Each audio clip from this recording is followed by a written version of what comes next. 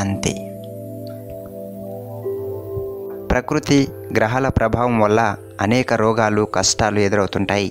వీటికి సరైన పరిష్కారం లేకపోతే జీవితం చిక్కుల్లో పడి అంధకారంగా మారుతూ ఉంటుంది. ప్రకృతిలోని పంచభూతాల్లో గాలి, నీరు, అగ్ని, వాయువు, ఆకాశం అనే 5 తత్వాలు ఉన్నాయి. ప్రాచీన కాలం నుంచి నిస్వార్థంగా సేవ చేస్తూ మానవులకు ఎంతో సహాయపడినటువంటి ఈ తత్వాలు నేడు కలుషితమైపోయి వ్యతిరేక ప్రభావం చూపిస్తున్నాయి.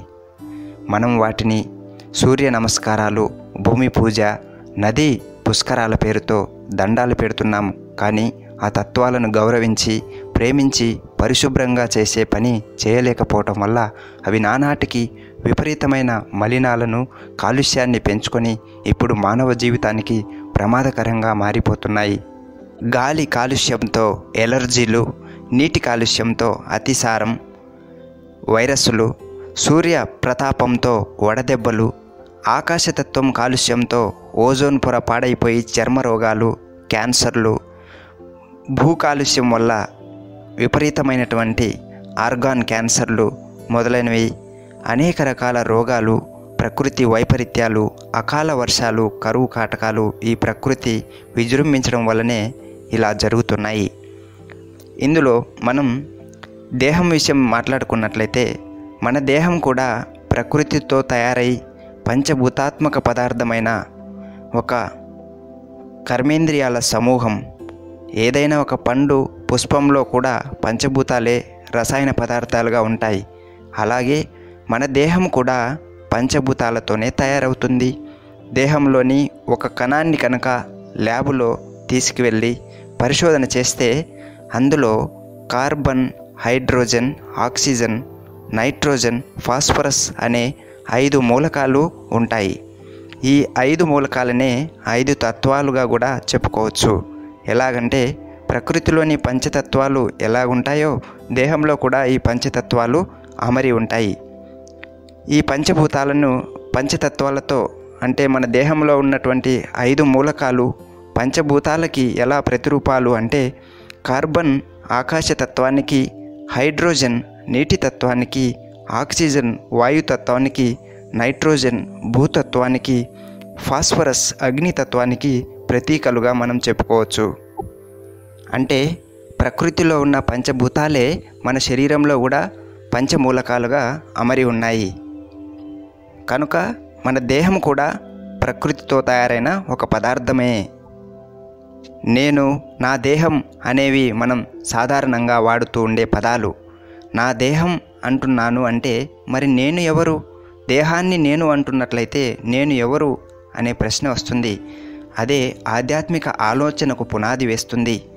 భగవద్గీత 13వ అధ్యాయం 1వ శ్లోకంలో భగవంతుడు దేహం అనేది పంచేంద్రియాల సమూహము, దేహాన్ని నడిపించేది ఒక ఆత్మ, అది ఒక దివ్య శక్తి, ఆత్మ రూపమే మనిషి జీవితాన్ని నడిపిస్తుంది అని భగవద్గీతలో చెప్పబడింది.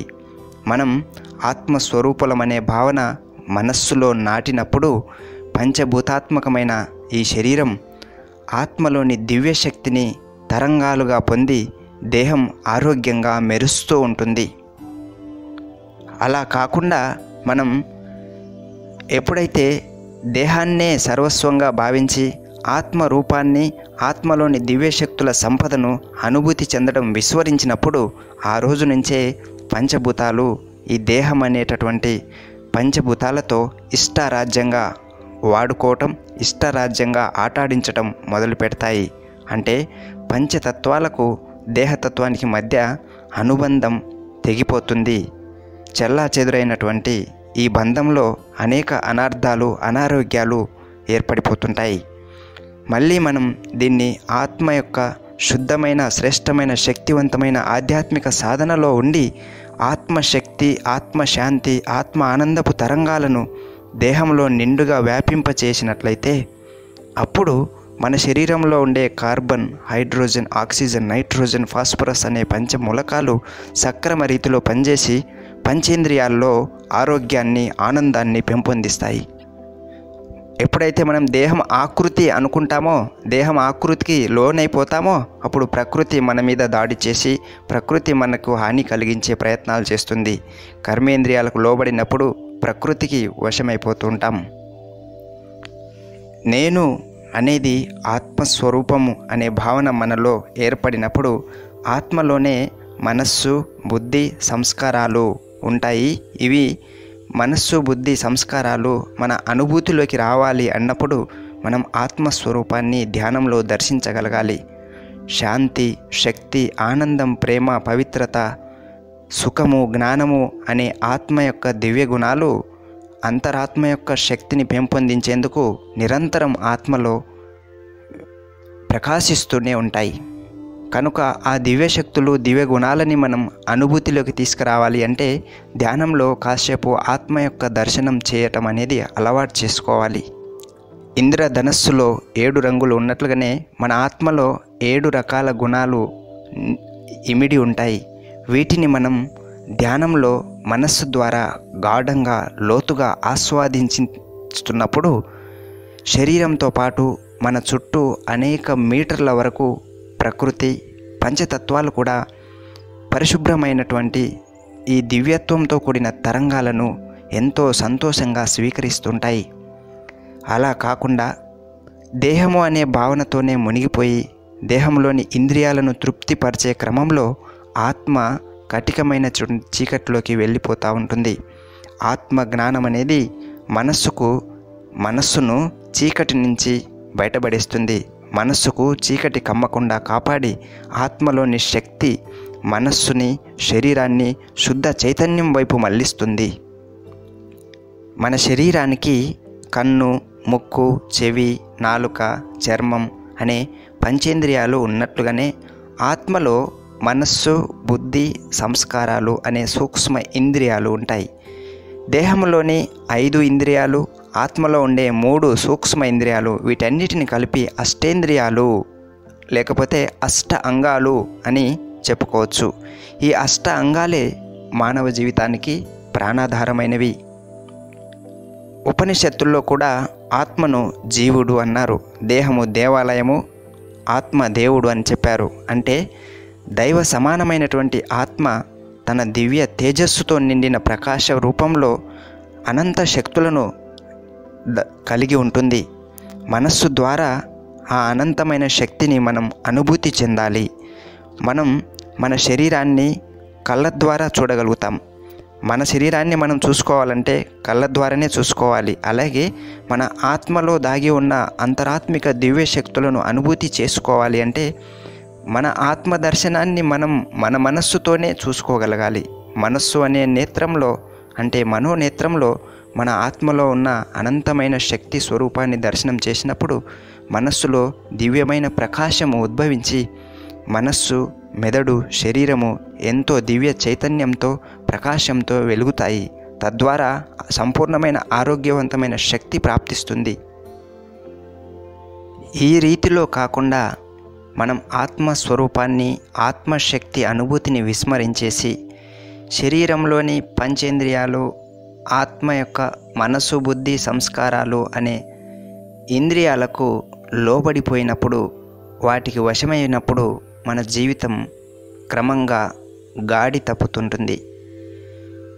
ఆత్మలోని సూక్ష్మ ఇంద్రియాలు, దేహంలోని పంచేంద్రియాలు ఈ అష్టాంగాలకు లొంగినప్పుడు మనం అష్ట కష్టాలను, అష్ట దరిద్రాలను ఆవహించి జీవితం అంధకారమయంగా మార్చుకుంటాం.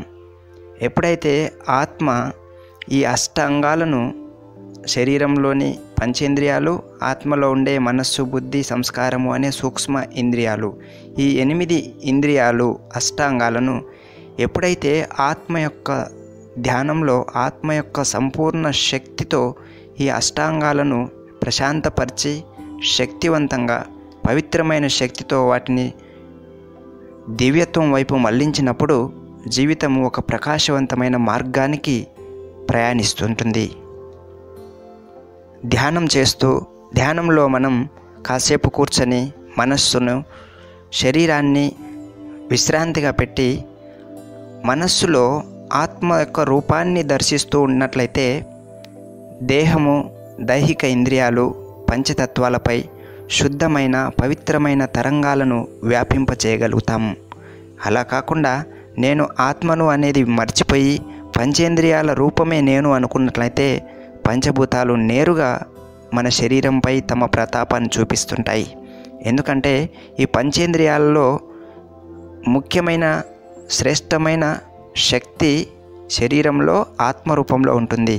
కనుక ఈ పంచేంద్రియాలకు ఆధిపత్యం వహించే ఆత్మ స్వయంగా పంచేంద్రియాలకు లొంగిపోయినప్పుడు బయట ఉన్న ప్రకృతిలోని పంచభూతాలు కూడా ఈ పంచేంద్రియాలను తమ వశంలోకి తీసుకునేందుకు, తమ ఆకర్షణలోకి రప్పించుకునేందుకు అనేక విధాలుగా ప్రయత్నాలు చేస్తుంటాయి. అలాగే ఇక గ్రహాల గురించి మాట్లాడుకున్నట్లయితే మొత్తం పంచభూతాలు, ఈ సృష్టి మొత్తంలో పంచభూతాలు 3 లోకాల్లో ఇవి ముఖ్యమైనవి. ఎందుకంటే ఈ పంచభూతాలు ఈ స్థూల ప్రపంచంలో భూమి చుట్టూ ఉంటాయి. ఈ భూమికి పైన అంతరిక్షం దాటితే సూక్ష్మలోకము, బ్రహ్మ విష్ణు శంకర్ల లోకం అంటారు. దాని నుంచి ఇంకా చివరికి లాస్ట్కి వెళ్తే భగవద్గీతలో చెప్పినట్లుగా అది ఆత్మలోకము, లేకపోతే పరమాత్మలోకము, పరంధామము, పరాత్పర లోకము అని చివరి లోకాన్ని వర్ణించారు. మనము ఆత్మస్థితిలో ఉన్నప్పుడు ఆ పరంధామం అనే లోకం నుంచి ఈ భూమి మీదకి వచ్చేసి జనన మరణ చక్రంలో ప్రవేశించినప్పుడు ఈ దేహాన్ని ధరించాం. కనుక మనం ఆ పరమాత్మ లోకం నుంచి ఆత్మస్వరూపంలో దివ్యశక్తులతో నిండి భూమి మీదకి వచ్చాము. కనుక ఈ భూమి మీద మన ఆత్మస్వరూపాన్ని ఏ రోజైతే మర్చిపోయామో ఆ రోజు నుంచి ఈ శరీరమే నేను అనుకొని, ఈ పంచభూతాలే మన సర్వస్వం అనుకొని, పంచేంద్రియాలను తృప్తిపరచటమే మన జీవిత లక్ష్యము, గమ్యం అని చెప్పి ఒక రకమైన వేరే మార్గంలో, వామ మార్గం అంటే వ్యతిరేక మార్గంలో ప్రయాణించటం మొదలుపెట్టాం. ఎప్పుడైతే ఆత్మ పంచేంద్రియాలకు, పంచతత్వాలకు లొంగిపోతుందో మనస్సు కూడా ఈ పంచేంద్రియాల్లోని విషయాలతోటే లీనమై ఈ పంచేంద్రియాలు, పంచభూతాల నుంచి వచ్చేటటువంటి విషయాల్లో, వాటి నుంచి వచ్చే పరిస్థితుల్లో జీవితాన్ని కొట్టుమిట్లాడే విధంగా చేస్తూ ఉంటుంది. కనుక ఈ దేహం మీద, మన యొక్క మనస్సు మీద ఎప్పుడైతే పంచభూతాల ప్రభావం ఉంటుందో ఆ పంచభూతాల్లో భాగంగానే గ్రహగతుల ప్రభావం కూడా ఉంటుంది. గ్రహాలు కూడా ప్రకృతిలో భాగమే. ఆకాశతత్వంలో గ్రహాల సంచారం ఎలా ఉంటుందో దాన్ని బట్టి భూమిపై ఉండే మనుషుల జీవితాలు ప్రభావితమవుతుంటాయి. కానీ ఎవరైతే ఆత్మస్వరూప అనుభవాన్ని కలిగి ఉంటారో వారు ఆత్మశక్తి కారణంగా గ్రహగతుల ప్రభావం నుంచి పక్కకి వెళ్ళిపోతారు. ఎందుకంటే గ్రహాలు ప్రకృతిలో భాగం కనుక ఈ ప్రకృతి మన దేహంలోని పంచభూతాలు లేకపోతే పంచమూలకాల మీదనే తమ ప్రతాపం చూపిస్తాయి. కానీ ఎప్పుడైతే మన మనస్సు, మన దేహం ఆత్మ యొక్క శక్తి ప్రభావంలో ఉంటుందో అప్పుడు బయట ఉండేటటువంటి గ్రహాలు, పంచభూతాల యొక్క ప్రభావంలోకి మన దేహము, మనస్సు రాకుండా సురక్షితంగా ఉండగలుగుతాయి. అలా కాకుండా ఎవరైతే ఆత్మ యొక్క స్వరూపాన్ని, ఆత్మ యొక్క అనుభవాన్ని వదిలేసి దేహం అనే భావనలోనే పూర్తిగా గడుపుతుంటారో వారిలో దేహంలో పంచభూతాల తరంగాలే పూర్తిగా నిండిపోతాయి. కాబట్టి దేహం పంచభూతాల ప్రభావానికి లొంగి ఉన్నందున గ్రహగతుల ప్రభావాలు కూడా వారి మీద నేరుగా ఎంతో సులభంగా పడుతూ ఉంటాయి. తద్వారా గ్రహాల ప్రభావము, పంచభూతాల ప్రభావం పడి జీవితము ఎంత కష్టపడినా, ఎంత ఉన్నతంగా ఎదగాలని ప్రయత్నం చేసినా ముందుకు ఎదగలేకపోతుంటుంది. అలాగని గ్రహగతుల శాంతి కోసము అనేక రకాల పూజలు, వ్రతాలు చేస్తుండటం, ఇలా బయటిగా అంటే స్థూలమైనటువంటి కార్యాల రూపంలో ఆత్మశక్తిని పెంపొందించేందుకు ఎన్ని ప్రయత్నాలు చేసినా అవి కేవలం అల్పకాలికంగానే ఏవో పరిష్కారం లభించినట్లుగా ఉంటుంది. కానీ తిరిగి మళ్ళీ ఆత్మలో ఉన్నటువంటి పాత సంస్కారాలు బయటకు వచ్చి తిరిగి మళ్ళీ దేహానికి లోబడిపోవటం, తర్వాత గ్రహాల ప్రభావంలోకి రావటం అనేది ఒక రొటీన్ జరుగుతూ ఉంటుంటుంది. కానీ ఎప్పుడైతే ఈ గ్రహాల ప్రభావాన్ని, పంచేంద్రియాల ప్రభావాన్ని మనం పూర్తిగా సమూలంగా వాటి నుంచి విముక్తి పొందాలి అనుకున్నట్లయితే ఆత్మ యొక్క శక్తిని పరమాత్మ యొక్క శక్తితో అనుసంధానం చేయటం అనేది సర్వశ్రేష్టమైనటువంటి రాజయోగం అనే విద్యకు సంబంధించింది. ఒక వ్యక్తి ఆత్మస్థితిలో ఉన్నప్పుడు మనస్సు, బుద్ధి, సంస్కారాలు మరియు శరీరంలోని పంచేంద్రియాలు ఈ మొత్తము ప్రకృతి యొక్క ప్రభావానికి అతీతంగా ఉండిపోతాయి.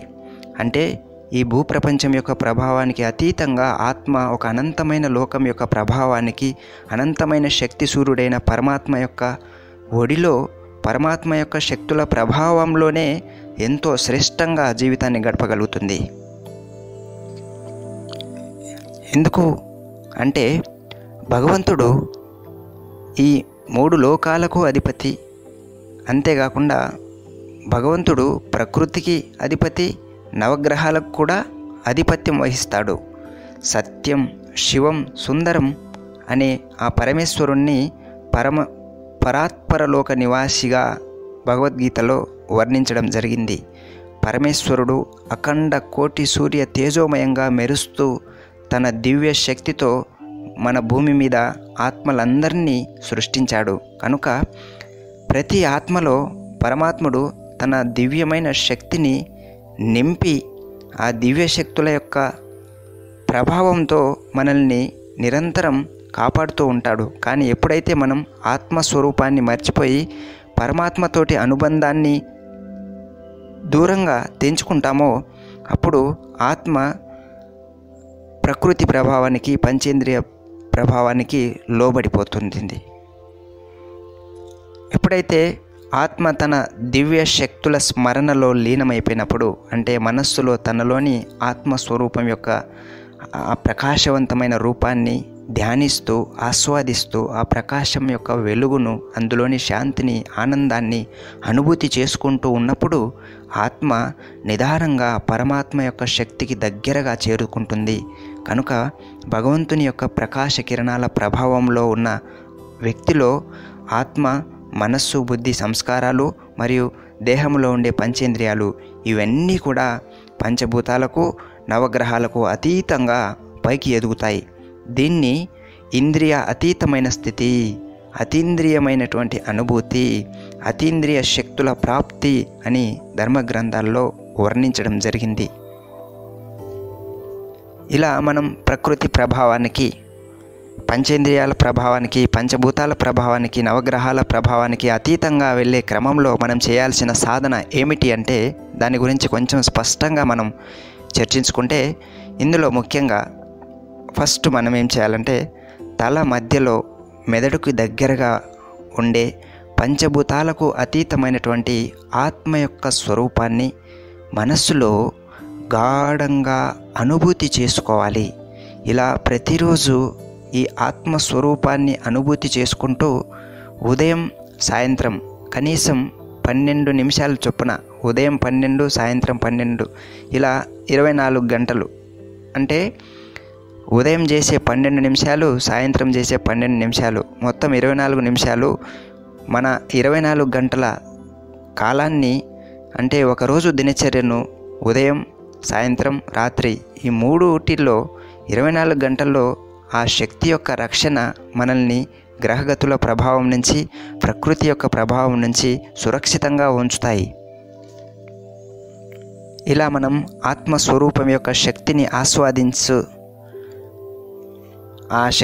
ఆస్వాదిస్తూ మనస్సు ద్వారా శరీరంలోని పంచేంద్రియాలను, ప్రకృతిలోని పంచతత్వాలకు పరమేశ్వరుడి దివ్యశక్తి తరంగాలను కూడా వ్యాపింపజేసేందుకు ఒక మంచి అవకాశం దొరుకుతుంది.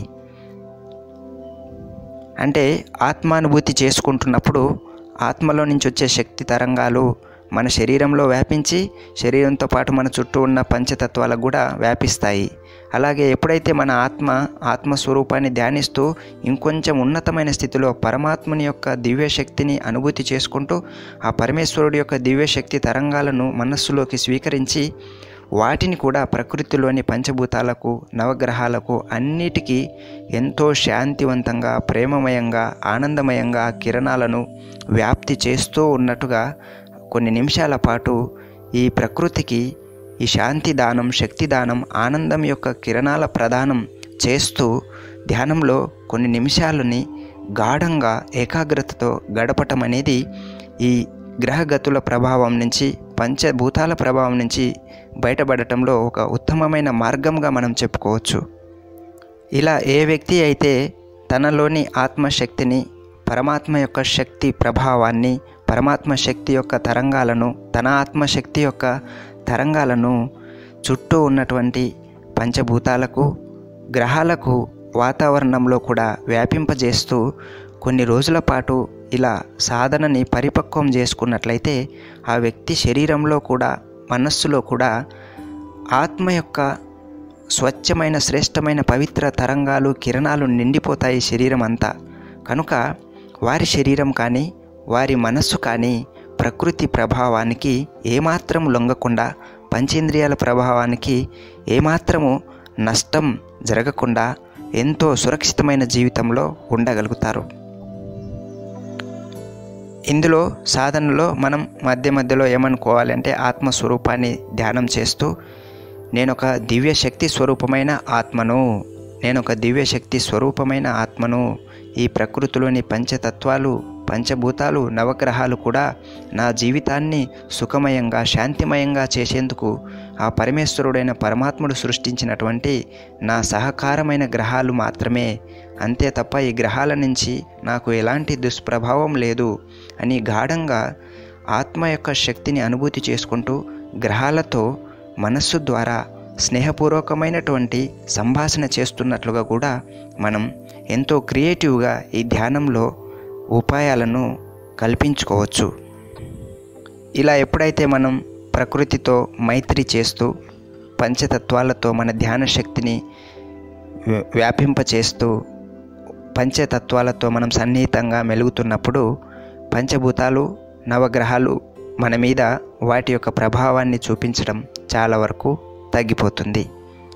ప్రాచీన కాలంలో ఋషులు, మునులు కూడా చేసింది ఇదే. మునులు, ఋషులు, మహర్షులు, బ్రహ్మర్షులు వారంతా శరీరాన్ని మర్చి అనేక సంవత్సరాల కొలది ధ్యానంలో లీనమైపోయి వారు చేసింది ఏమిటి అంటే, వారు ఏమి చేశారు ధ్యానంలో ఉన్నప్పుడు అంటే,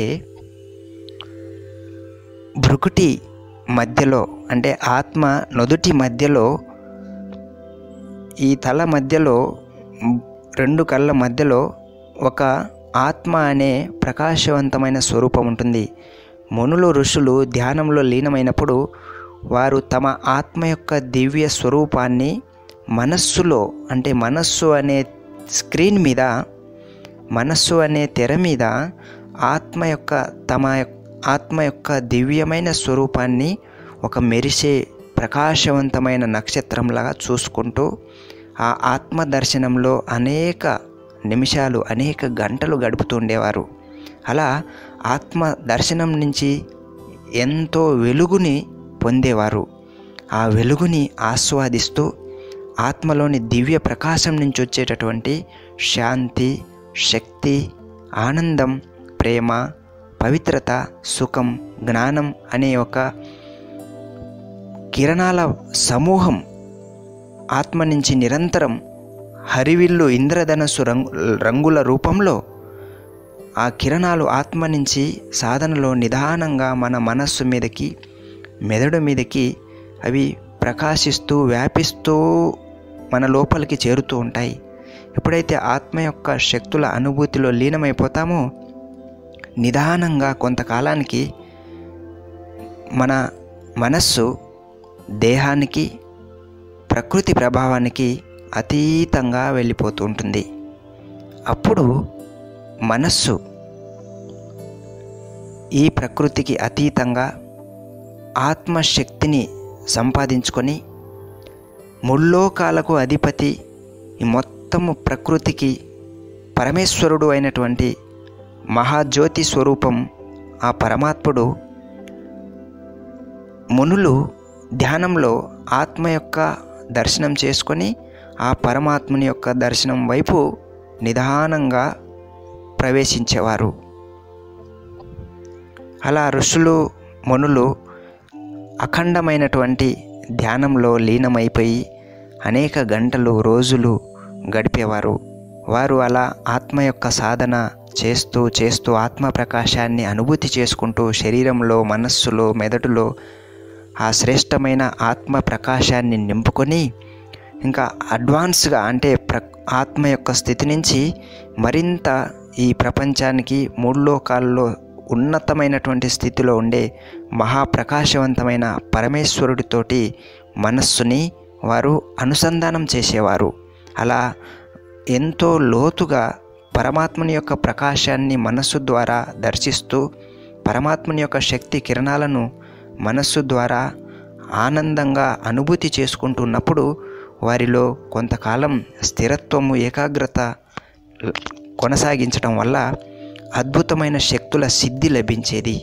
ఆ తర్వాత వారు ఆ సిద్ధిని ప్రాప్తించుకొని ఎక్కడికి వెళ్ళినా సరే కరువు కాటకాలు వస్తే వర్షాలు కురిపించేవారు, వరదలు వస్తే శాంతింపజేసేవారు. ఇలా ఎందుకు అంటే వారు ఈ పంచేంద్రియాలకు, పంచభూతాలకు అతీతమైన శక్తిని, ఆత్మశక్తిని సంపాదించుకున్నారు.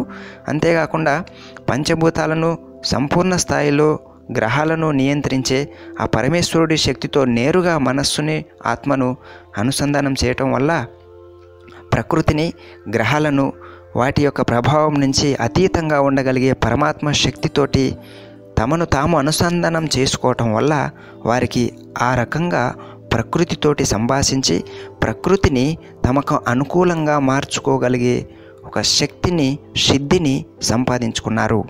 అలాగని ఇప్పుడు మనము వారిలాంటి సిద్ధులు పొందలేమా అంటే తప్పకుండా పొందగలుగుతాం.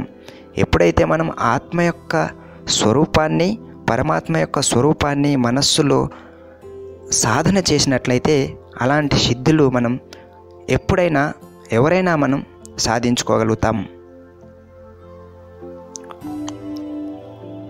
ఇలా మనం ఆత్మ యొక్క స్వరూపాన్ని, ఆత్మస్వరూపంలోని శక్తులను జాగృతం చేసి సాధన చేసి పరమాత్మ దివ్య శక్తితో మనల్ని మనం అనుసంధానం చేసుకున్నట్లయితే మనం కూడా ఆ ఋషులు, మునుల్లాగే ఆత్మశక్తితో పరమజ్యోతి స్వరూపుడైన ముల్లోకనాథుడు, ప్రకృతిపతి అయినటువంటి పరమేశ్వరుడితో అనుసంధానమై దేహాన్ని, ప్రకృతిని, గ్రహాలను ఎంతో క్రమపద్ధతిలో నడిపించగలిగే శక్తిని మనం సాధించుకోగలుగుతాం.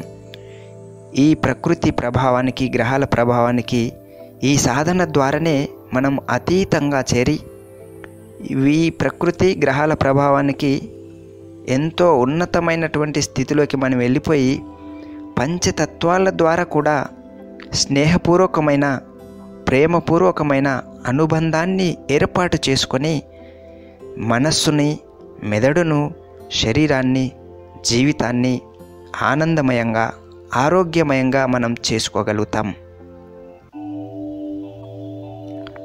ఇలా ప్రకృతి తత్వాలకు, గ్రహాల ప్రభావానికి అతీతంగా మన ఆత్మస్థితిని సంపూర్ణ తేజోమయంగా పెంపొందించుకునే ఈ విద్యను మనం ఎంతో సులభంగా, ఎంతో హాయిగా ఉదయం కానీ, సాయంత్రం కానీ, మన ఇంట్లో కానీ, ఎక్కడైనా ప్రశాంతమైన, ఏకాంతమైన ప్రదేశంలో కూర్చొని కేవలం రోజంతటిలో ఒక 24 నిమిషాలు కనుక చేసినట్లయితే కొన్ని రోజుల తర్వాత నిదానంగా మనలో మనకే తెలుస్తుంది. అంటే మనం పంచేంద్రియాలకు, పంచతత్వాల ప్రభావానికి ఎంత ఉన్నతంగా మారాము అనేది మనకి ఎలా తెలుస్తుంది అంటే క్రమక్రమంగా మన మనస్సు ఈ శరీరంలో ఉండేటటువంటి ఇంద్రియాల చంచలత్వానికి అతీతంగా ఇంద్రియాలతో మనస్సు ఎంతో ప్రేమపూర్వకమైనటువంటి జీవితాన్ని, ఎంతో స్వచ్ఛమైన సమన్వయాన్ని కలిగి ఉంటుంది. ప్రకృతిలో సడన్గా మార్పులు వచ్చినప్పుడు ఇంద్రియాల్లో అనారోగ్యం కలగటం అనేది నిదానంగా తగ్గిపోయి ఒక స్వచ్ఛమైన రోగనిరోధక శక్తి మనలో పెంపొందించి దేహంలోని ఇంద్రియాలు కూడా ఆత్మకు ఎంతో గౌరవాన్నిచ్చి జీవితాన్ని విజయపదంలో నడిపించేందుకు ఎంతో ప్రేమగా, నిస్వార్థంగా సహకరించగలుగుతాయి. ఇక్కడ ఇంద్రియాలు నిస్వార్థం అనే పదం ఎందుకు వాడుతున్నామంటే ఇంద్రియాలు అనేక సంవత్సరాలు, అనేక జన్మల నుంచి మన ఆత్మ ఈ ఇంద్రియాలకు లోబడి ఉంది కనుక ఆత్మలో ఇంద్రియాలను పరుచుకోవటం అనే ఒక తపన ఆత్మలో సంస్కారాల రూపంలో ఉంది. కనుక ఎప్పుడైతే మనం ఆత్మశక్తిని క్షీణింపజేసుకుంటామో అప్పుడు ఇంద్రియాలు తమ యొక్క చంచలత్వాన్ని ప్రదర్శించేందుకు ప్రయత్నం చేస్తాయి.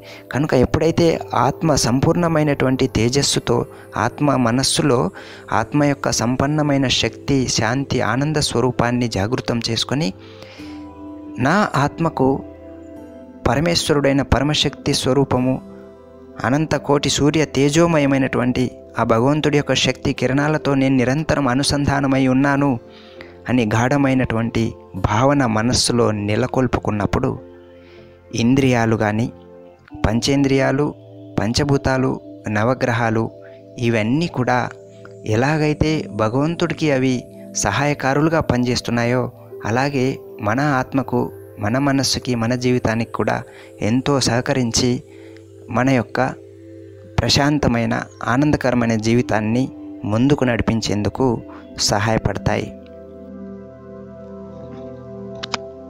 ఓం శాంతి.